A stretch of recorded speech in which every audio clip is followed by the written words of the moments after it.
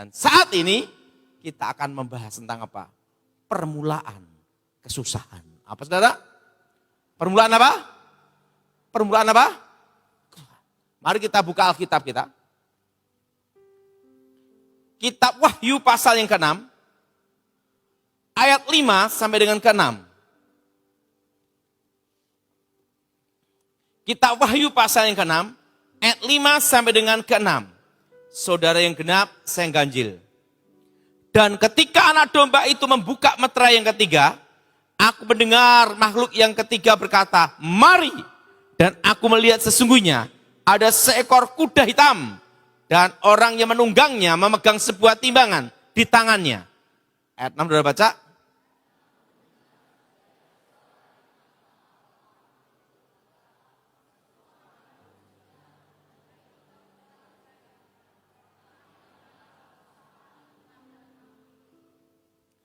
Saudara yang kasih dalam Tuhan, saya tahu kenapa buku ini dulu tidak diterbitkan.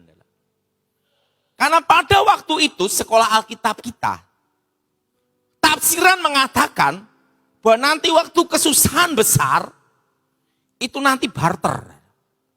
Kebo sama padi. Setelah itu sapi sama ayam. Gitu. Bertani, berkebun. Pada Alkitab tidak mengatakan itu, betul? Ada enggak di Alkitab? Bahwa nanti susah besar, nanti tukar-tukaran kebo, sapi kebo, enggak ada. Dikatakan secupak sedinar. Ini mengatakan apa? Bahwa nanti di masa depan, yang berharga itu adalah logam. Ngomong sebelahnya logam. Dan Yesus berkata apa? Jelas sekali. Waktu kesusahan itu, permulaan itu, pergilah ke gunung. Betul? Di pegunungan. Nah, arti pegunungan ini, di pegunungan itu tidak hanya ada kebo, sapi, tanaman. Tapi ada juga tanah. Apa saudara? Apa saudara? Tanah. Artinya apa saudara? Mineral, logam juga. Di masa depan, nanti yang berharga adalah logam dan tanah. Tanah untuk berkebun. Tanah untuk tinggal. Betul? Jadi ingat, di masa depan, itu akan kapan dimulai permulaan itu? Permulaan kesusahan itu dimulai tahun 2032. Yaitu permulaan penyatuan mata uang. Apa saudara? Apa saudara? Permulaan apa? Penyatuan mata uang. Tahun 2020, dunia digiring. Digiring semua, saudara. Untuk masuk ke digital. Dengan senjata biologis yang namanya corona. Sehingga orang batuk sakti, bubar, betul? Betul? Betul? Betul? Antrian ATM mudah, bubar. Betul? Semua, bahkan gereja, semua masuk ke jalur apa? Online semua. Tahun 2020, dunia digiring semua untuk masuk ke online digital. Untuk menyatukan mata uang.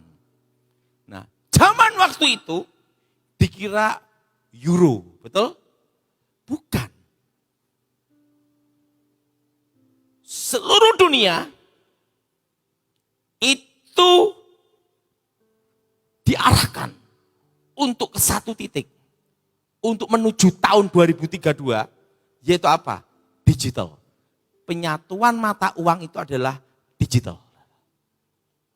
Jelas? Ini saya khotbah agak tegang Bu ini. Apa saudara? Digital. Kadang kita bayar uang cash tidak boleh, betul? Pakai ini. Itu adalah menggiring semua. Seluruh dunia Apa saudara? Dan perlu tahu, tahun 2001, waktu itu saya di Amerika, dipanggil diundang khusus sama Pak Timothy. Pak Timothy berdiri, Pak Timothy. Coba berdiri. Saudara harus bangga sama orang Indonesia.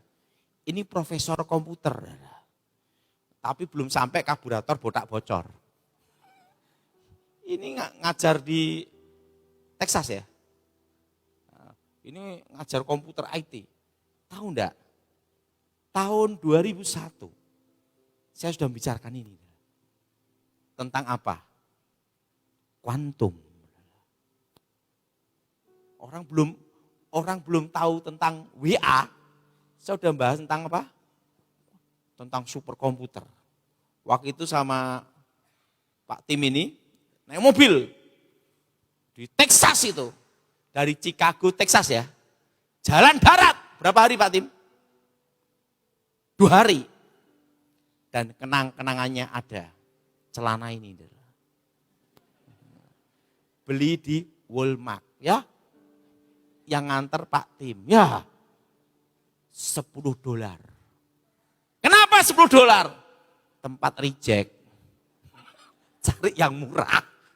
Calvin Klein ini. Ini umurnya sama ini, lebih tua ini. Ya, tahun 2001. Ini umurnya tahun berapa nih? Lebih tua 2 tahun.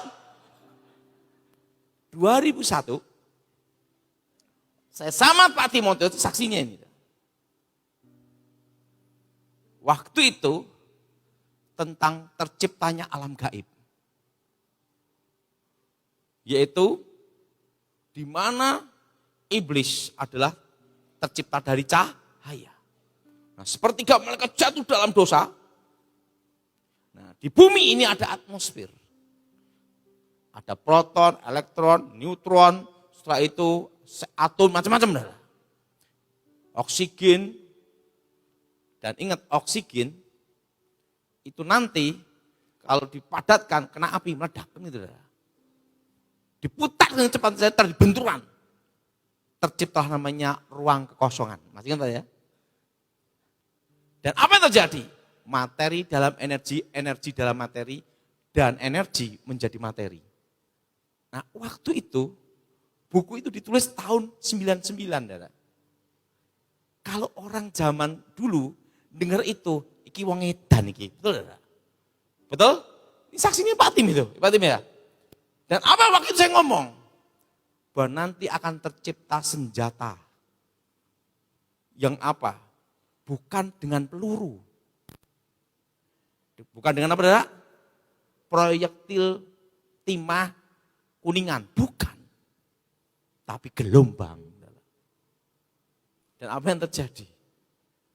Waktu saya ngomong gitu, itu banyak adalah oksigen, setelah itu jenisnya model kayak laser.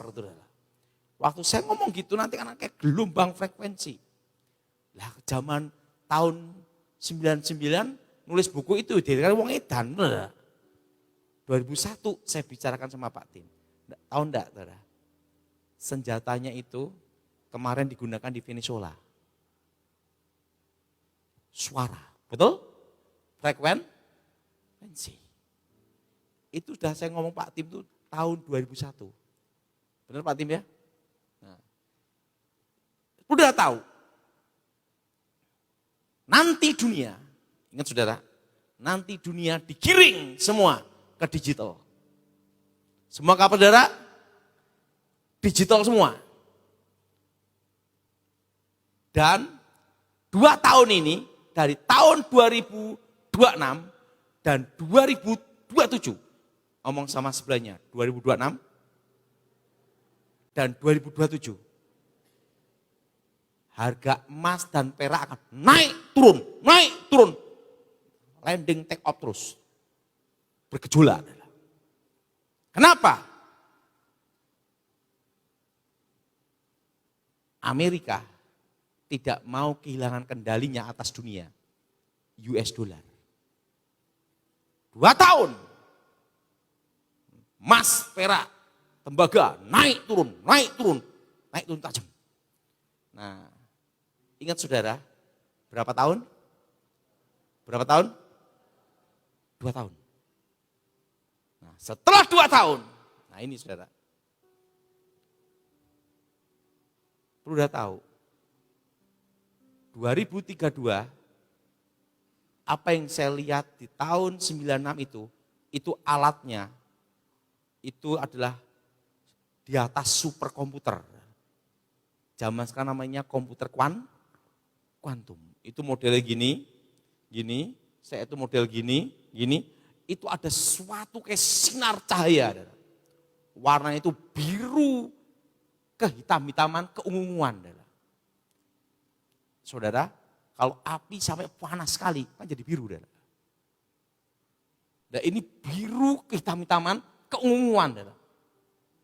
Nah, inilah yang akan mengendalikan dunia. Antimateri.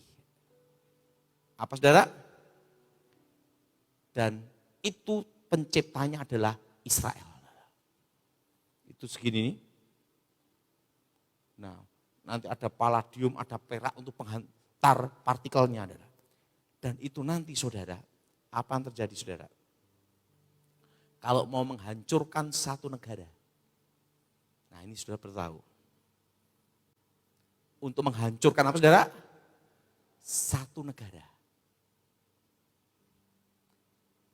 Dihancurkan dulu sistem digital perbankannya.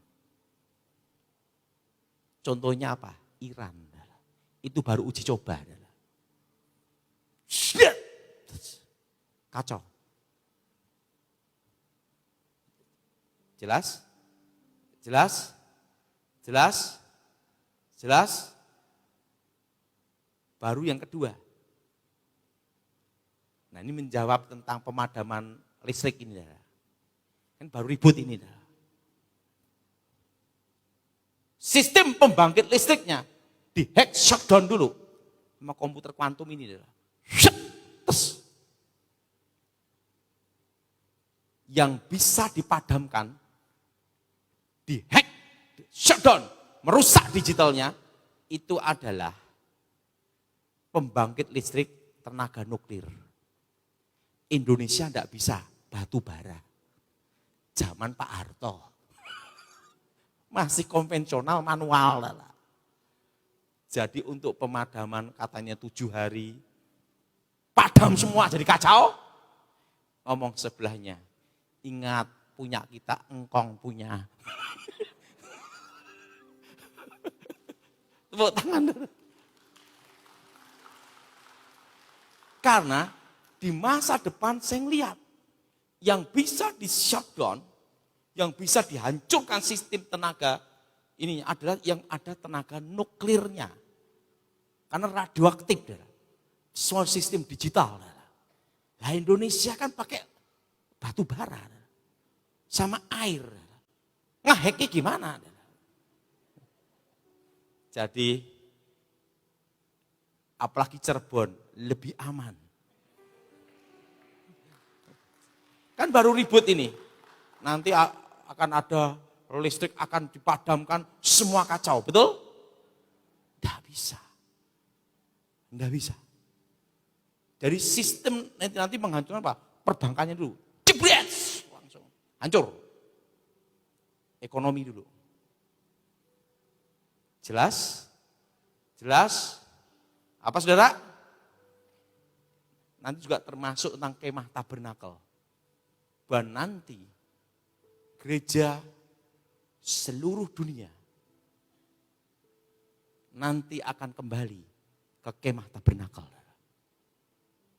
Nanti di Indonesia tahun 2033, ngomong sebelahnya tahun 2033, nanti pujian penyembahan seperti kemah tabernakel sama seperti zaman Pak Petrus Agung Bahtera. Itu akan dimulai tahun berapa? 2033. Kenapa?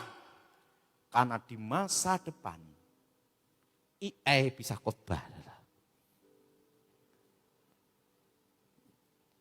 Sehingga yang bisa menghadapi itu apa? Urapan, minyak, dan anggur. Alkitab berkata, kalau kita bicara minyak, itu bicara tentang minyak yang turun dari kepala sampai janggutnya turun. Artinya apa? Tabernakel. Kalau zaman sekarang, pujian penyembahan seperti bahtera, sedikit, betul? Tapi tahun 2033 itu bangkit, saudara. Tepuk tangan untuk Tuhan kita. Kenapa bangkit? Karena IE bisa khotbah. IE bisa menciptakan lagu. Dan di masa depan, saya melihat waktu itu, saudara, hacker-hacker seluruh dunia itu dikumpulkan di Amerika. Hacker Rusia, hacker China. Nah, nanti saudara akan tahu gimana. Hacker China, hacker Rusia, hacker India, seluruh dunia dikumpulkan di Amerika. Mereka untuk diuji coba, untuk menyerang, menghack, menghancurkan cyber army, bukan security lagi, cyber army. Dan AI ini mempelajari semua sistem. Para hacker bekerja, cara menyerang, cara bertahan. Ingat saudara, AI hacker. Apa saudara? Di atasnya AI ini. AI ini akan dikendalikan oleh AI hacker. Dan setelah itu, alat itu akan diaktifkan. Ada di mana? Israel, Amerika, Rusia. Dan yang keempat pasti tahu, matahari ciptaan Tuhan. Selain itu made in China. Yang keempat apa? China. Jadi nanti di masa depan, hackernya AI. Bayangkan saudara. Hackernya apa? Dan di masa depan, di tahun 2030. Nah ini saudara. Itu diuji cobakan terus. Sampai sekarang. Saudara. Sekarang sampai 2030. 2032 diaktifkan. Nanti kripto, Bitcoin hancur semua. Kenapa? Karena AI hacker ini adalah kuantum ini adalah bisa membuka data hitungan menit, detik. Kalau superkomputer perlu ratusan tahun, puluhan tahun, tahunan. Ingat saudara, ini hanya hitungan detik, menit, semua data kebuka. Kayak Bitcoin, penciptanya siapa, enggak ada yang tahu, kan gitu. Pihak ketiga siapa? Teka-teki, kan gitu. Nah, kalau tiba-tiba pencipta Bitcoin, tukang ojek online gimana? Bubar. Karena data kebuka, perusahaan apa itu kebuka semua. Itu di 2032. Jadi ingat, kripto, Bitcoin hancur. Yang bertahan hanya apa? Kripto yang, ingat tidak, kripto yang ada backup fisik emas dan perak pertambangan fisik. Harus ada dasar itu. Tapi kripto tidak ada dasar, hancur semua. Nah 2032 ke atas, dunia perlu fisik perak. Untuk apa?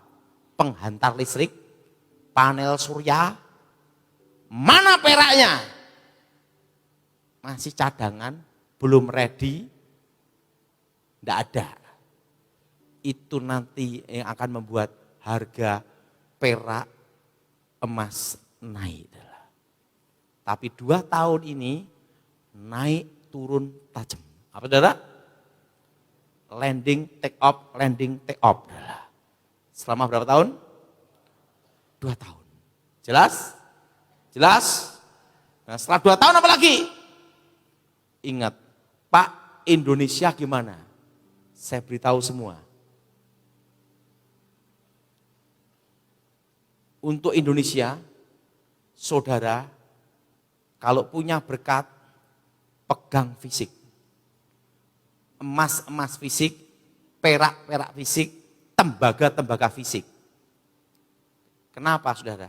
Kak saya ngomong tembaga, karena di masa depan waktu itu saya melihat, nanti ada 3 safe haven. Pertama itu emas, kedua second safe haven. Secondnya adalah, yaitu perak dan tembaga. Perak nanti akan dikuasai Cina dan sekutunya. Apa saudara? Dan tembaga akan dikuasai Amerika dan sekutunya adalah. Pak, kalau terjadi perang kanan kiri, Indonesia gimana? Tak kasih tahu. Justru yang paling aman di Indonesia adalah sampai 2035 loh ya. Pak, amannya kenapa? Sekarang tak jelasin. Untuk perang itu biaya besar. Serangan udara. Maksimal 2-3 bulan. Kedua, serangan laut, logistik kan itu. Bisa 6 bulan. Biaya besar. Apalagi Indonesia. Kepulauan, lautnya luas. Ketiga, pertempuran darat, pusat pertempuran itu bisa bertahun-tahun. Contohnya ada Timor Leste, berapa tahun nanti lepas juga. Ukraina. Untuk perang itu biaya besar sekali. Untuk menyerang suatu negara itu harus ada kepentingan. Kepentingannya apa? Kayak Amerika menyerang Venezuela. Kenapa?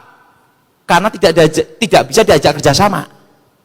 Minyak, perak, ya presiden diculik kan itu. Iran, minyak, ada kepentingannya. Nah di Indonesia itu gimana saudara? Amerika, kepentingannya apa? Emas, privat.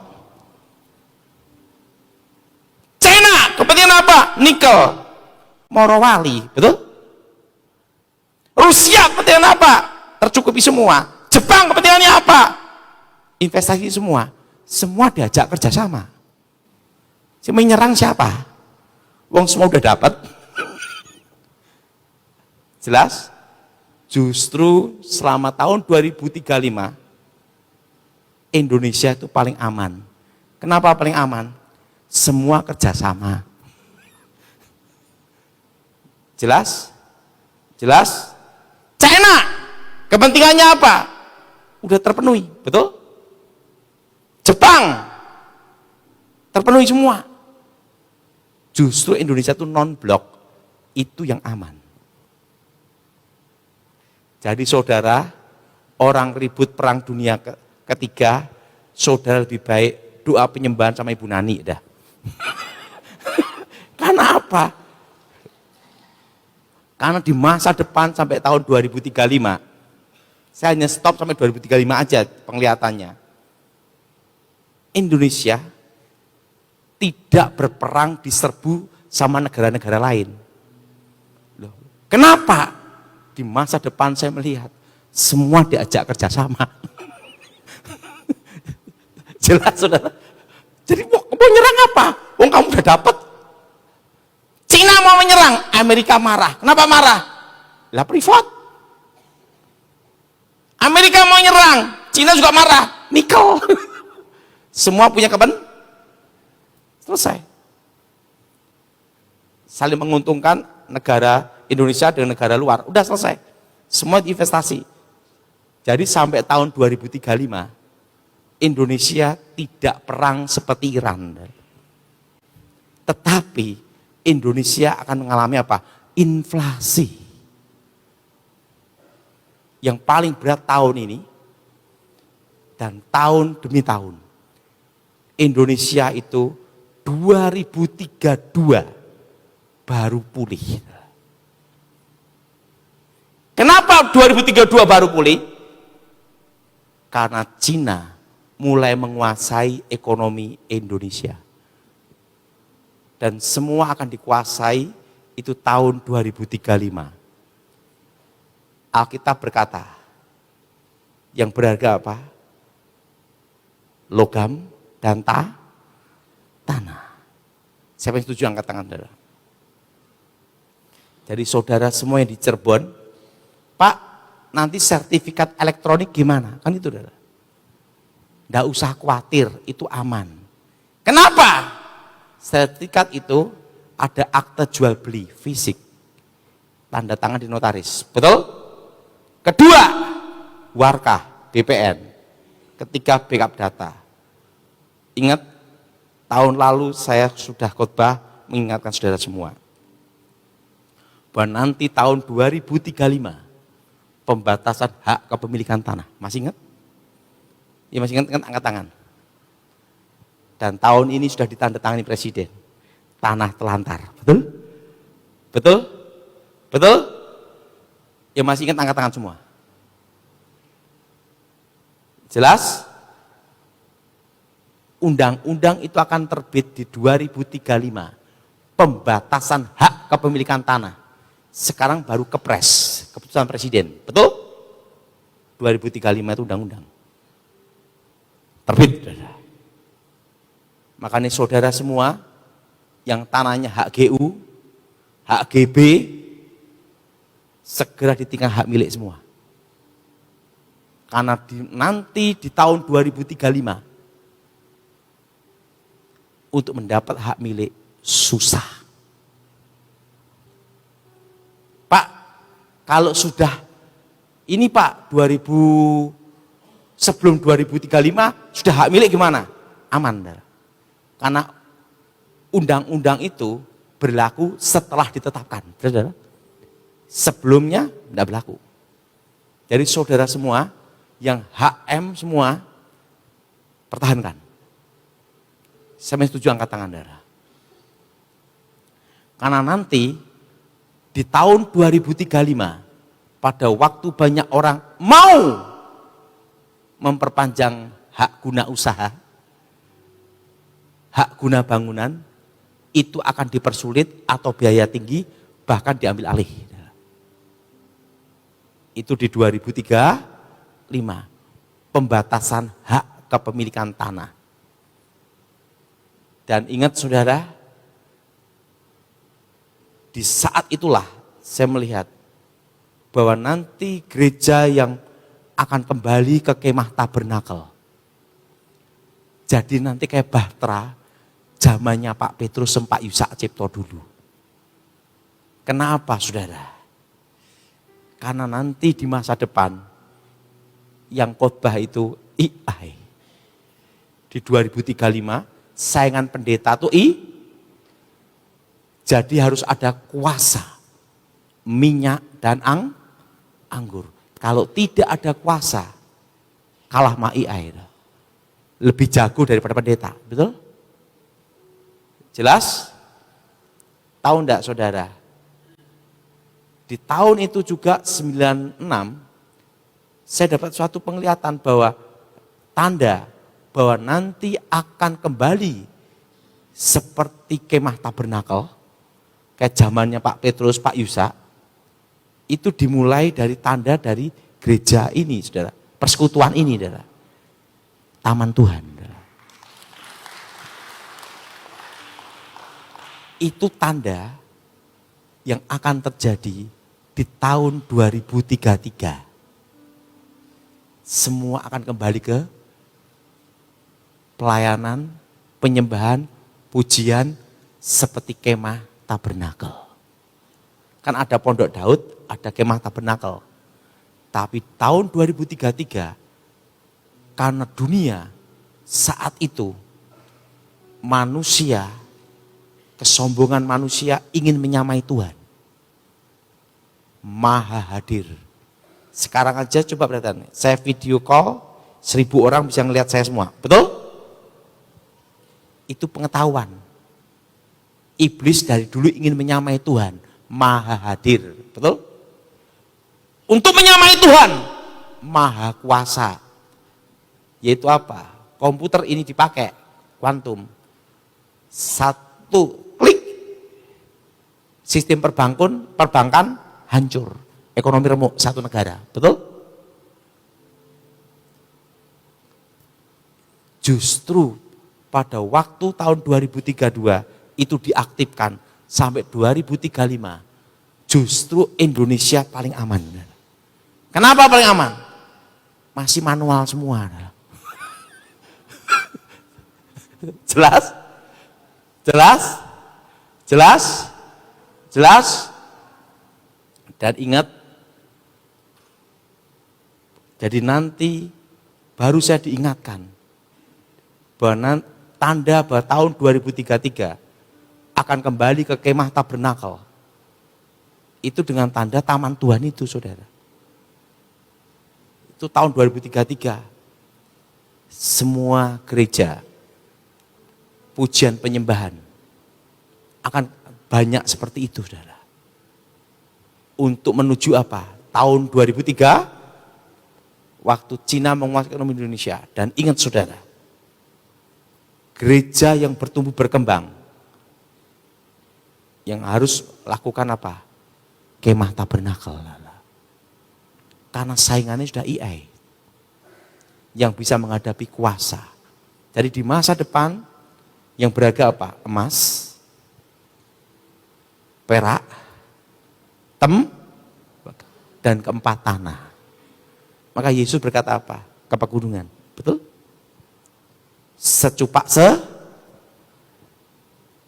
kalau itu barter sapi, yang ada 100 orang, 100.000 orang, yang dimakan satu sapi, sak bulunya habis, betul?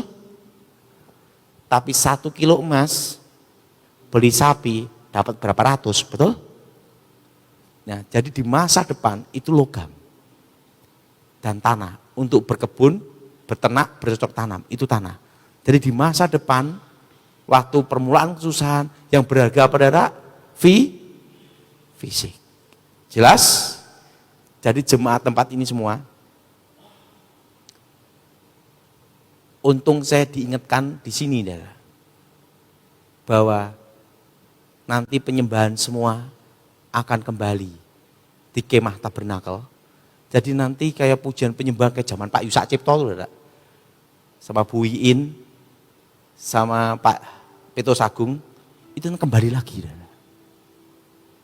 Di tahun 2003, dan taman Tuhan itu adalah tandanya bahwa itu akan dimulai tahun 2003. Jadi saudara semua sekarang mengalami apa? Pemulihan. Nah, ingat tahun 2033 nanti seluruh Indonesia bahkan dunia. Karena ingat, di mana serangan setan tambah besar, demikian kekuatan Tuhan untuk mengalahkan. Nah, itu pujian penyembahan. Kemah taber, maka Alkitab berkata apa? Minyak dan anggur. Minyak bicara apa? Tabernakel Musa. Harun. Siapa yang tujuh angkat tangan? Betul? Jelas? Anggur darah Yesus. Yang ada minyak dan anggur, ada kuas dan urapan, itu yang dipelihara Tuhan dan tidak boleh dirusak. Amin. Jadi saudara semua, di masa depan nanti yang akan menyatukan mata uang itu adalah digital, seluruh dunia adalah. Tapi yang berharga nanti emas, apalagi adalah perak, tembaga, dan keempat tanah. Tetap berkebun, beternak, itu bagiannya adalah. Ingat transaksinya waktu susahan besar, Alkitab berkata apa? Dinar. Katakan timbangan. Timbangan itu apa? Besi, betul? Logam. Secupak sedinar. Jadi saudara, kita saat ini mau masuki era permulaan. Pak, lebih baik gimana untuk rupiah? pegang rupiah secukupnya saja. Untuk transaksi, karena kita tinggal di Indonesia. Nanti 5 tahun lagi, ini dengerin ya. Engkau nabung uang 1 miliar.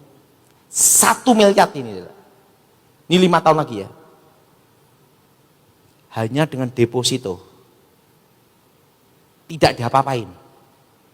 Nilainya akan kegerus. Tepat 5 tahun hanya senilai 100 juta. Turun. Karena apa? Inflasi.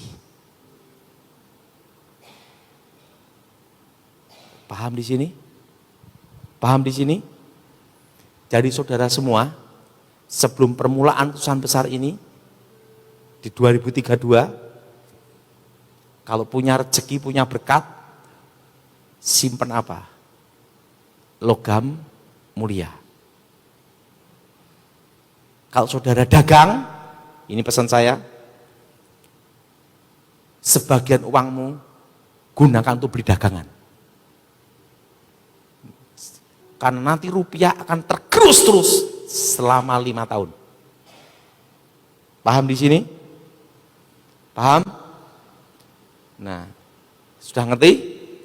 Jadi ingat, kalau saudara ada uang, rupiah banyak, kalau itu dagang, belikan ke dagangan.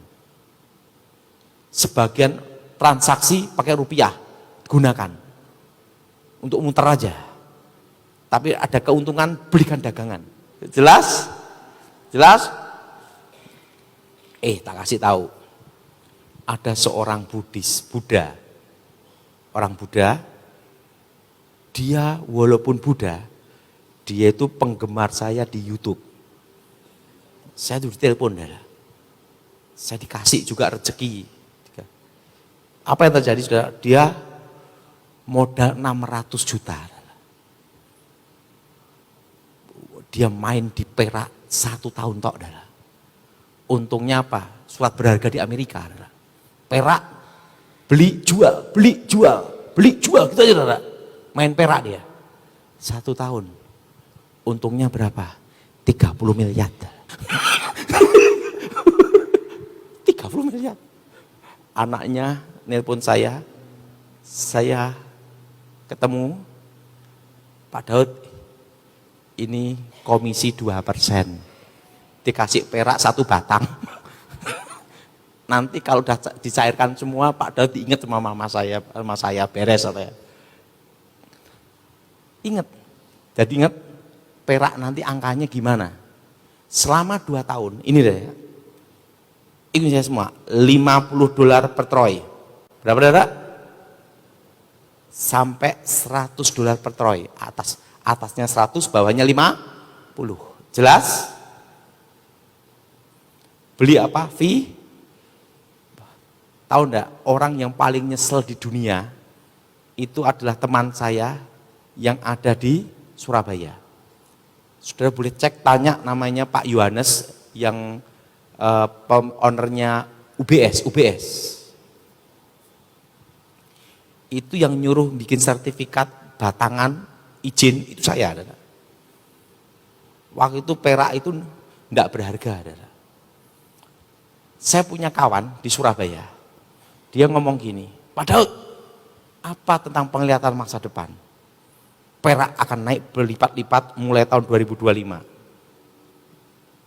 Ngomong gitu. Yakin loh, yakin. Wah. Dia siapkan uang untuk beli perak 1 ton.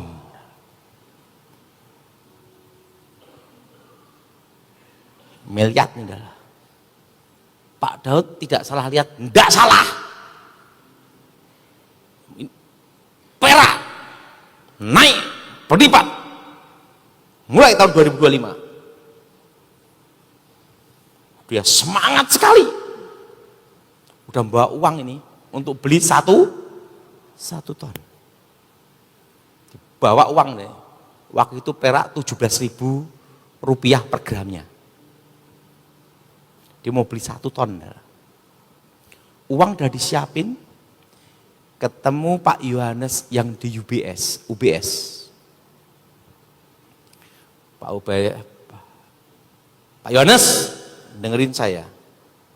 Waktu itu perak itu ditaruh di lantai-lantai dulu, karena tidak dianggap sebagai logam yang kayak emas, kayak hanya untuk tambahan aja gitu, Pak Yohanes, saya beritahu, nanti perak ini nanti akan jadi berharga, naik berapa lipat, itu nanti di tahun 2025. Nah, kawan saya ini ngomong, saya mau beli 1 ton, mau 1 ton enggak?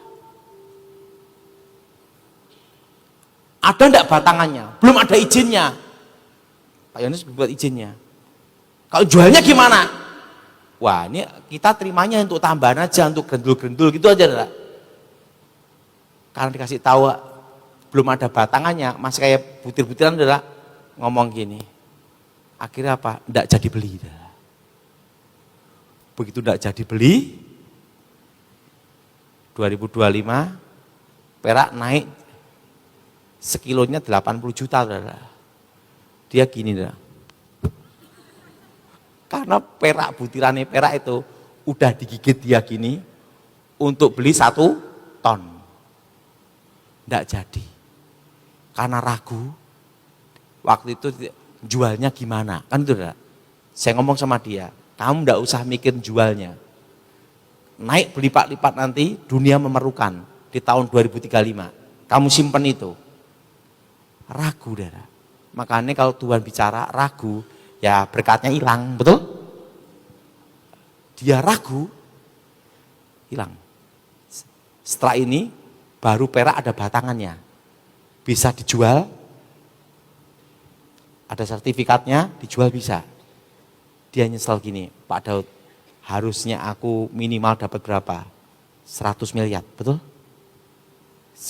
Sekarang hanya tinggal apa? Ngimpi, betul? Tapi ada orang Buddha, dia dengerin, dia percaya. Percaya. 600 juta toh, adalah. Jual beli, surat berharga. Setahun berapa lah? 30 miliar dia untung. Nelpon, saya disuruh ke Bali untuk dikasih ininya, peraknya dah. Masih dikasih rupiah juga dah. Puji Tuhan. Ada lagi nelpon saya, Pak Daud, aku tuh dengerin khotbahmu, aku nyimpen emas dari tahun 2020. Terus itu, sekarang dari harga 750, sekarang tembus hampir 3 juta, betul? Ini untuk Pak Daud, ditransfer aku lumayan 100 juta. Nanti kalau setiap kali jual, aku ingat Pak Daud. Satu hal, adalah. Jadi saudara semua, kita mengalami permulaan, ini baru permulaan, saudara, belum kesusahan. Ingat, baru apa, saudara? Inflasi terus 5 tahun Indonesia. Nanti dunia ada 3 mata uang. Pertama, logam, emas dan perak. Itu untuk internasional. Itu 2035 ke atas. Kedua, baru uang kertas untuk negara. Satu negara atau kerjasama dengan antar negara. Tapi internasional itu logam. Ketiga, digital, penyatuan. Jadi semua nanti disatukan dengan apa? Digital. Jelas? Jelas? Dan ingat, kalau terjadi perang sampai tahun 2035 di dunia, yang paling aman di mana? Setuju angkat tangan. Kenapa? Pada waktu itu saya melihat sampai tahun 2035 tidak ada perang besar di Indonesia. Waktu itu saya doa. Kenapa? Karena semua diajak kerjasama. Non-blok. Jadi sampai 2035 aman dulu. Untuk pemadaman listrik shutdown se-Indonesia terjadi enggak, saudara, nanti? Kenapa tidak? ngomong sebelahnya, punyanya engkong punya. Batu, jelas? Jelas? Tentang hak kepemilikan tanah, ini baru test water. Sosialisasi, tanah telantar, betul? Betul? Padahal itu baru tak khotbahkan 2 tahun yang lalu, betul? Sekarang baru ribut, betul? Ini baru kepres. Di 2035 itu undang-undang. Jelas? Udah undang-undang udah beda. Ngerti tidak? Dan ingat, jemaat tempat ini semua, sertifikat HGB, HGU, segera dia berada. Yang setuju angkat tangan. Pak, kesusahan besarnya kapan? Tidak tahu. Yang jelas 2032 itu baru permu untuk penyatuan mata uang. Kenapa harga fisik emas, perak, dan tembaga naik? Karena nanti di 2030-2032 banyak kasus surat berharga bodong. Mana fisiknya? Nah, itulah yang akan bikin naik di 2030. Jelas? Dan nanti di masa depan perangnya pakai perang apa? Cyber. Jelas sudah? Pakai cyber. Yang bisa dikalahkan apa? Fisik. Fisik yang bisa mengalahkan. Jadi saudara semua yang di Cirebon, ingat yang berharga apa?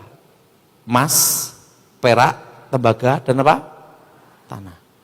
Emas nanti catat di tahun 2035. Ingat ya? Tembus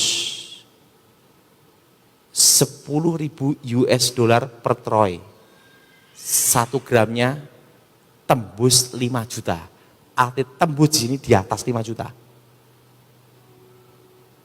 Nanti kalau nikah pakai cincin aluminium.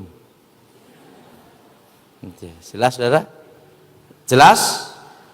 Dan nanti di tahun 2030, catat itu. Ingat, harus komitmen. Kan bagian ngeliat. Enggak bisa beli. 3.250.000. Berapa? Tembus. Arti tembus itu di atas itu udah. Jelas? Jadi kalau sudah punya berkat, nabungnya nabung emas. Ingat, usahakan jangan digital. Fisik. Karena di masa depan komputer kuantum akan diaktifkan di 2032. Begitu ke hack, mau lapor siapa? Wong hackernya bukan manusia. Jadi 2032 nanti hackernya bukan manusia. Adalah. Hackernya apa? Adalah lapor ke siapa? Adalah. AI adalah jadi hacker. Hacker manusia lawan hacker AI, menang mana? Hacker manusia masih perlu ngopi, betul nggak? Masih perlu istirahat, masih perlu ke toilet, masih perlu tidur. Nah, ini AI itu non-stop dah. Pas ngopi, pas hack selesai, betul nggak? Termasuk nanti di 2032 ke atas, yang namanya blockchain akan hancur juga, masuk kuantum dah. Kebuka semua data, diterobos. Karena apa? 4 negara ini akan berusaha mengendalikan dunia, saling berlomba, saling menyerang. Jelas saudara? Saling apa? Itu nanti satu apa? Kedua apa? Amerika. Ketiga apa? Cina. Dan komputer kuantum itu ada di mana? Di ruang bawah tanah. Itu nanti yang akan mengendalikan dunia. Yang jelas 2032 sampai 2035 itu masih permulaan. Jadi belum ada tanya, padahal berarti Tuhan datangnya kapan? Tidak usah dipikir. Penting pikirkan Tuhan, engkau melayani Tuhan dengan baik. Kapanpun Tuhan datang udah siap. Saudara. Karena apa? Wong 2032 baru permulaan nih. Ingat, baru apa saudara? Permulaan. 2035 itu masih permulaan semua saudara. Karena harus ada disatukan mata uang. Ingat, nanti di tahun 2033 gerejaan kembali apa saudara? Kemah tabernakel Musa. Kan ada Pondok Daud, ada Kemah Tabernakel. Kalau ini kalau menurut saya Bahtera ini adalah Kemah Tabernakel Musa. 2033 gereja akan kembali ke situ. Tepuk tangan, saudara. Jelas? Dari gerejaan kembali ke mana? Kemah Tabernakel Musa. Nanti kebaktian, nari-nari, ada tabut perjanjian, ada minyak, ada doa peperangan. Itu akan dimulai tahun 2033. Kembali. Revival itu. Kenapa revival? Kalau banyak yang stres, banyak yang susah, gereja penuh, betul?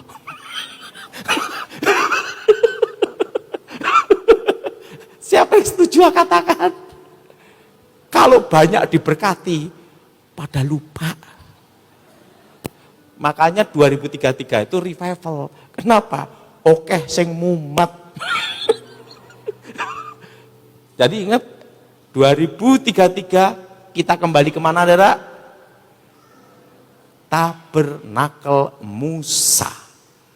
Nanti tentang kayak Bahtera zaman Pak Petrus Agung dulu, terusan yang dilakukan Bu Nani sekarang kan sama Bu Iin, doa peperangan, ngasih patok-patok itu ya. Nah, karena masih ada ya. Nah, itu nanti akan terulang di tahun 2033. Buktikan aja. Kenapa? Karena nanti hamba Tuhan, gereja yang bertahan harus ada api, minyak di kepala. Artinya apa? Jelas sekali minyak. Arti minyak itu apa? Minyak di kepala Harun. Bicara Kemah Tabernakel Musa. Anggur itu apa? Cinta mula-mula kepada Tuhan, yaitu darah Yesus. Semua akan kembali. Tidak ada yang baru di muka bumi ini. Jelas? Nanti 2033, saudara, kalau sekarang ini kita doa peperangan, kayak model Bu Iin, kayak model Bu Nani, kadang orang ngomong, wih ngopo wih, betul enggak? Betul? Itu nanti di tahun 2033 bangkit semua. Kenapa bangkit? Karena hanya minyak dan anggur yang tidak boleh dirusakkan. Itu tepat di 2000 berapa? 33. Dan saya berharap di tahun 2033 masih khotbah di sini juga. Kenapa? Karena nanti gereja-gereja akan ikut semua. Revival. Suatu revival terjadi kalau ada kesusahan, kesulitan, resesi, baru ada revival. Orang baru ingat Tuhan kalau susah. Nah itu di tahun 2033. Terutama apa? Jadi saudara, lampu padam listrik terjadi enggak saudara?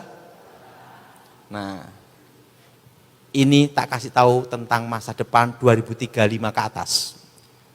Nanti di masa depan diketemukan, akan dimulai.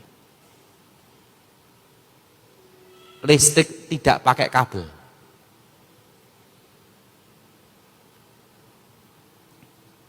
Dan itu bahan bakunya, penghantarnya itu kayak tiang-tiang tok gitu dah. Penghantarnya apa? Frekuensi. udara. Jadi saudara, magnet. Jadi nanti zaman 2035 ke atas, itu nanti akan diketemukan, kalau ini kan listrik ada kabel-kabel, betul? Betul? 2035 ke atas diketemukan tidak pakai kabel. Antar tiang. Dan penghantarnya itu apa? Pakai apa? Perak. Tiang adalah. Tiangnya itu inilah. Jadi kayak model itu. Frekuensi. HP sekarang kan ada model yang namanya tidak usah pakai cas. Betul? Betul? Nanti di masa depan tidak pakai kabel. Jelas? Tapi yang pasti satu, di 2033 kemah tabernakel. Mari kita berdiri saat ini. Jadi saudara simpen apa?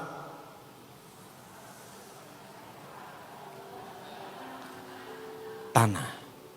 Siapa yang setuju angkat tangan adalah? Ingat, emas dan perak, tembaga, harga akan naik turun, tajam selama berapa tahun? Sampai akhir 2027.